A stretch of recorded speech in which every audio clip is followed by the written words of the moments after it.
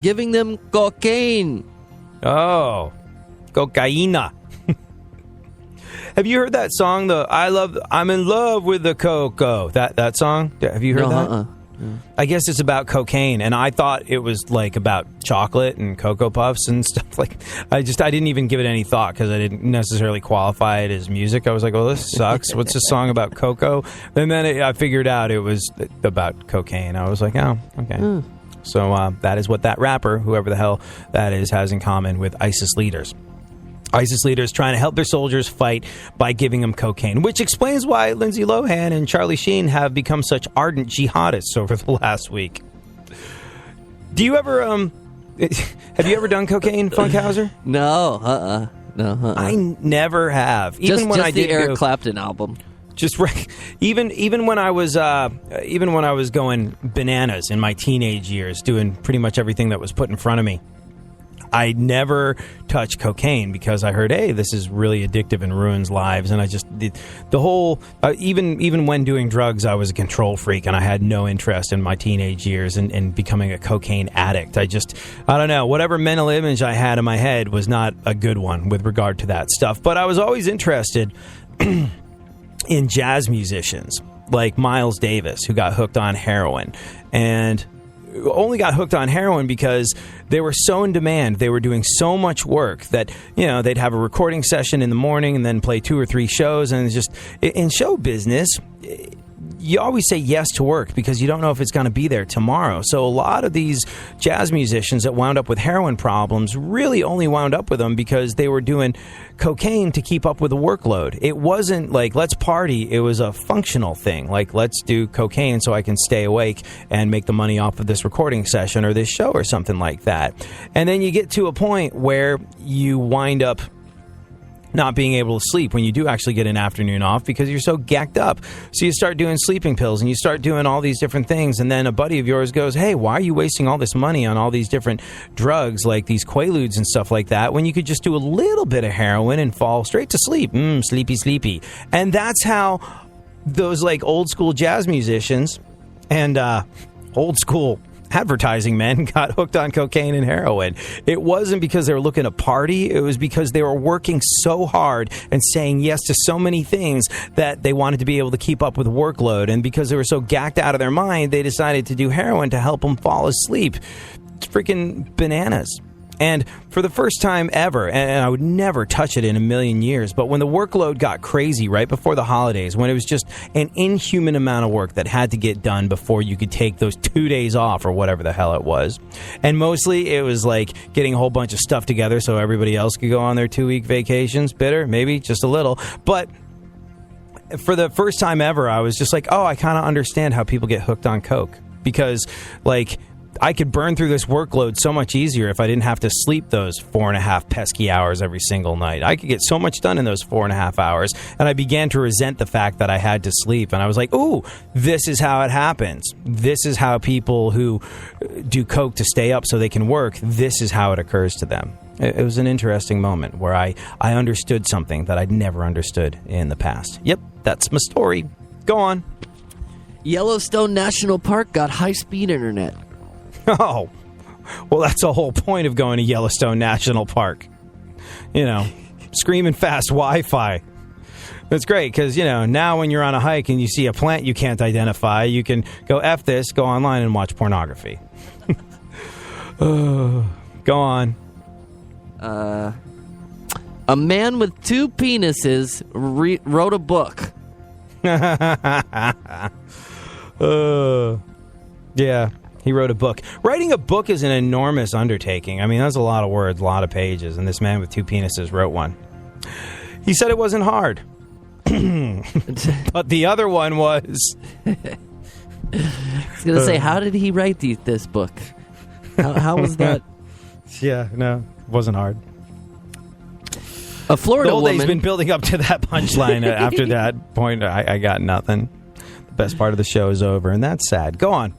A Florida woman was arrested after assaulting her boyfriend with a box of condoms. Ah, that old game. Cops and rubbers.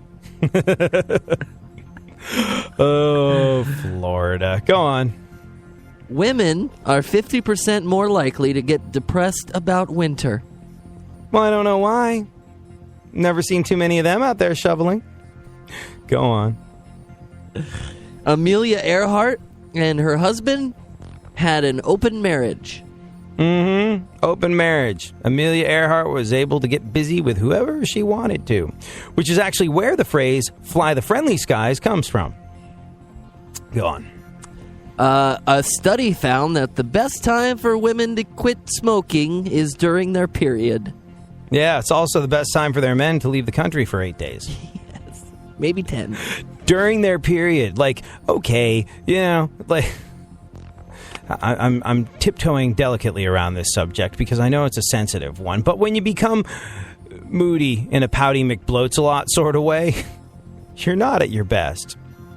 You're really not. And choosing that time where you have all the empathy, sympathy, and compassion of a Nazi interrogator, choosing that time to quit smoking just doesn't seem like a sensitive thing to do to the people around you.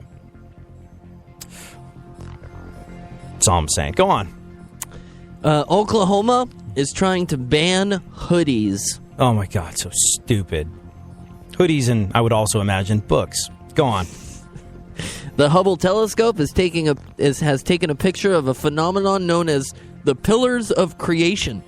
Right, which until now I thought were Kris Jenner's legs. Here's the thing. Nobody's interested in pictures the Hubble telescopes take under the age of 25 because they're not selfies posted on Instagram. Go on. A Kentucky police officer accidentally shot himself in the stomach. Oh. Who the hell are we supposed to protest on this one? I don't know. One more piece of news, Funkhouser. A record number of people participated in anti-Islam rallies in Germany. Well, I wouldn't worry about it. I mean, it's not like a bunch of Germans has ever gotten swept up in a fanatical wave of religious intolerance and done anything weird. iHeartRadio presents the television nominees for the 72nd Annual Golden Globe Awards. Best TV Series Drama: House of Cards, Game of Thrones, The Good Wife, Downton Abbey, and The Affair. Best Actress in a TV Series Drama: Viola Davis, How to Get Away with Murder, Robin Wright, House of Cards, Juliana Margulies, The Good Wife, Bruce Wilson, The Affair, Claire Danes, Homeland. Best Actor in a TV Series Drama: Kevin Spacey, House of Cards, Clive Owen, The Nick, James Spader, The Blacklist, Dominic West, The Affair, Liev Schreiber, Ray Donovan. Best TV Series, Musical or Comedy: Orange is the New Black, Silicon Valley, Transparent, Girls, and Jane the Virgin. Best Actress in a TV Series, Musical or Comedy: Julia Louis-Dreyfus, Veep, Taylor Schilling, Orange is the New Black, Lena Dunham, Girls, Edie Falco, Nurse Jackie, and Gina Rodriguez, Jane the Virgin. Best Actor in a TV Series, Musical or Comedy: Jeffrey Tambor, Transparent, Ricky Gervais, Derek, Louis C.K., Louis, Don Cheadle, House of Lies, and William H. Macy, Shameless. Best TV movie or miniseries: True Detective, Fargo, The Normal Heart, Olive Kittredge, and The Missing. The awards will be presented Sunday, January 11th. Keep listening to iHeartRadio for more Golden Globe nominees and the latest entertainment news. Here we go, here we go. Hear a song you love on your favorite iHeartRadio station? Give it a thumbs up, and our live programmers will use your feedback to make our station sound even better.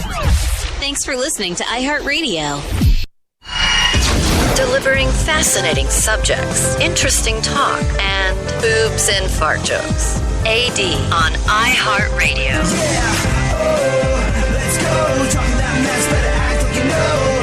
Oh, let's go tonight. Walk away, punk, yeah, bitch. That's right, I know this. You're nothing but a punk, bitch. You're nothing but a punk, bitch. So walk away, yeah. So, here's the thing. If you live in one of the chillier parts of the country, where it's currently like minus 19 or something like that, in places like Wisconsin and Minneapolis and cities of that nature, you don't need to let your car warm up when it's cold out. Apparently, you're just wasting gas. Now, think about how much gas you've wasted over the years warming up your car dutifully for 10 minutes every morning. And we'll get to why you don't have to do that anymore, and probably never had to during your lifetime in a little bit. But right now, though, there's no way you could have missed this one. At least 12 people were killed in a terrorist attack at the office of a French satirical magazine. In the past, the magazine has been under police surveillance after threats from Muslims for publishing cartoons of the Prophet Muhammad. This week's cover story was on a new fictional book about Islam, which has sparked controversy in the country. 12 people dead after gunmen opened fire at the office of this magazine. It's called Charlie Hebdo. It's in eastern Paris. Most of the victims were part of the magazine's newsroom. At least one of the dead is a cop. Magazine cover this week is on Submission. It's a book that was released today, which is sparking all sorts of controversy with its depiction of a fictional France of the future led by an Islamic party and a Muslim president who bans women from the workplace. Their offices were firebombed in November of 2011 after it published a special edition featuring the Prophet Muhammad as a guest editor. Credit where credit is due. I mean, it's satirical journalism. And kudos to these folks for recognizing the importance of the work they do with regard to freedom of speech and being able to find the truth through satire. It's part of the reason that I'm stoked to be doing what we do here. Because, look, obviously, large portions of this show are not necessarily meant to be taken all that seriously. And certain things that we say are definitely satirical. But when you operate from a position like we do, or a position like Charlie Hebdo does, you have tremendous power and ability to move the needle on people's thought and get closer to the truth than traditional news outlets. It excuses you, when you're satirical, from the burdens of political correctness and allows you to go directly for the jugular of truth. And that is why magazines like this, as silly as they might seem on the surface of things, are so vitally important. And they recognize their vital importance by continuing on their path even after they were firebombed back in November of 2011. And now, sadly, 12 people have paid the ultimate price for their pursuit of truth and their pursuit of free speech on an international, global level. Speaking on Morning Joe, Josh Earnest said, "This is violent extremism. It's something that the world has been dealing with for more than a decade now. We obviously are trying to monitor what we consider to be a really important threat, which is this threat of foreign fighters. So it is clear that ISIL does harbor the ambition to try and radicalize people all over the globe. And one core component of the strategy has been to mobilize the leaders in the Muslim community, particularly the moderate voices in the Muslim community, to talk about what the values of Islam really are. It's a peaceful religion, and it's terrible that we're seeing some radical extremists attempt to use some of the values and tenets of that religion and distort them greatly and inspire people to commit terrible acts of violence." So, yeah, the White House's take on this whole situation, it's a peaceful religion, and this is just workplace violence. Meanwhile, over on MSNBC, Howard Dean has gone on the record saying, "Don't call the Paris shooters Muslim terrorists." He said, "This is a chronic problem. I stopped calling these people Muslim terrorists. They're about as Muslim as I. They have no respect for whatever anybody else, European. Europe has an enormous radical problem. I think ISIS is a cult, not an Islamist cult. I think you got to deal with these people." The interesting thing here is we talked about guns the last time regarding the United States, regarding how guns get into the hands of the kind of people that killed the 2 police officers here 2 weeks ago. France has tremendous gun control laws, yet these people are able to get Kalashnikovs. Whatever they're claiming, motivation clearly is a cultish state of mind, and you have